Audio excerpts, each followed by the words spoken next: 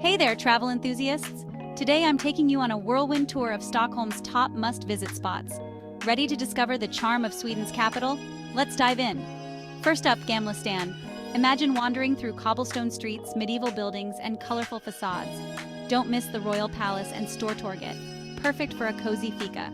Next, the Vasa Museum, home to a 17th century warship that sank on its maiden voyage. It's a fascinating dive into maritime history. Over to Skansen, the world's first open-air museum. Explore over 150 traditional structures and experience Swedish rural life. ABBA. The museum is a must for music fans. Sing along to classics and dive into the legacy of Sweden's iconic band. Drottningholm Palace, a UNESCO World Heritage Site. Wander through stunning gardens and lavish rooms. It's like stepping into a fairy tale. Stockholm City Hall is next, famous for the Nobel Prize banquet. Don't miss the panoramic views from the tower. Fotografiska, a contemporary photography museum. Stunning exhibits and a cafe with skyline views.